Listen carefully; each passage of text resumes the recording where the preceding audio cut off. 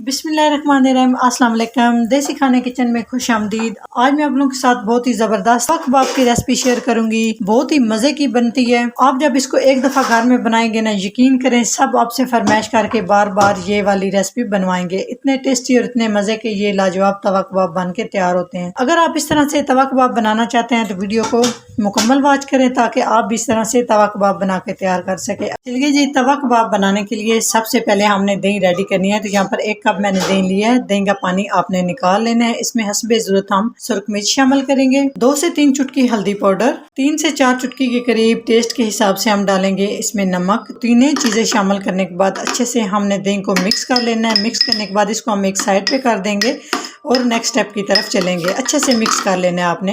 तो कच्चे कीमे से तवा कबाब बनाने के लिए यहाँ पर मैंने आधा किलो कीमा ले लिया है। अगर आपका कीमा मोटा है तो आपने उसको चॉपर में डाल के या मशीन से आपने कीमा करवाना है। अच्छे से आपने बिल्कुल बारीक कर लेना है। तो आधा किलो कीमा लिया है। अभी हम इसमें कुछ मिसाले शामिल करेंगे। तो यहाँ पर हाफ टी स्पून हल्दी पाउडर ऐड करेंगे, हाफ टी स्पून नमक ऐड करेंगे, हाफ टी स्पून सुरख मिर्च, हाफ टी स्पून दड़ा मिर्च, 1 टीस्पून धनिया पाउडर, बारीक कटी हुई चॉप की हुई हरी मिर्च 3 अदद। तो यहाँ पर एक बड़े साइज का प्याज लिया, इसको मैंने चॉपर में डाल के चॉप किया। उसके बाद मैंने अच्छे से पानी निकाल लिया। बिल्कुल आप देख सकते हैं ये खुश्क आपने ऐड करना है। सारे मिक्सचर को बाइंड करने के लिए इसमें मैं डालूंगी बेसन 2 खाने के चम्मच। कुछ लोग इसमें बेसन नहीं डालते, कुछ डालते हैं। आपको पसंद है तो डाल ले, नहीं तो वैसे भी इसको आसानी से बनाया जा सकता है। सिर्फ 2 खाने के चम्मच। 1 खाने का चम्मच लहसुन पेस्ट, अदरक नहीं है लहसुन पेस्ट ऐड करना है। तो चलिए जिन सारी चीजों को हमने अच्छे से मिक्स कर लेना है। चाहे तो आप हाथ से कर ले, चाहे चम्मच से कर सकते हैं।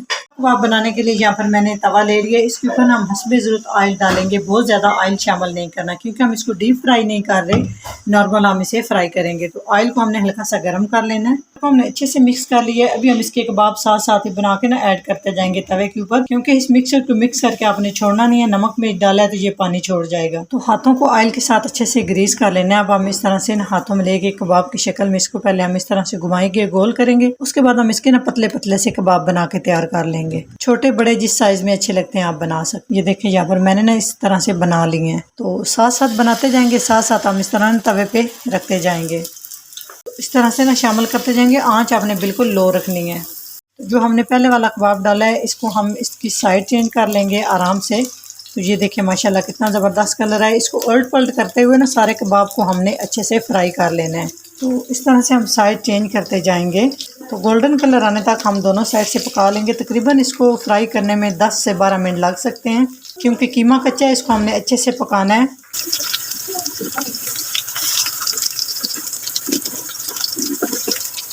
से दोनों साइड से हमने इसको 10 से 12 मिनट के लिए फ्राई कर लिया। अच्छा सा कलर आ चुका है। यहाँ पे हमने दही मिक्स करके रखा है। इस तरह से ना हम दही शामिल करेंगे। एकदम से सारा दही शामिल नहीं करेंगे। आधा हम इस स्टेज पे शामिल करेंगे, आधा हम बाद में शामिल करेंगे।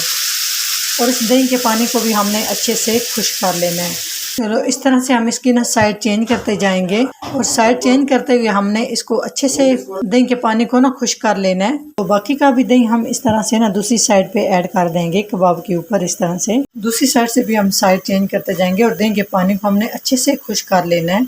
तो अच्छे से दही जज़ब हो चुकी है। इस तरह से हम ये स्लाइस में कटे हुए लगा देंगे। तो प्याज, थोड़ा सा हरा धनिया, लेमन बारीक स्लाइस में कटे हुए। तो जी इस तरह से हम दोबारा से इसकी साइड चेंज करेंगे ताकि थोड़े से हमारे जो हैं प्याज वो भी सॉफ्ट हो जाएं इस तरह से। तो साइड चेंज करते हुए हम इसको अभी थोड़ी देर और पकाएंगे ताकि हमारे जो प्याज हैं वो सॉफ्ट हो जाएं।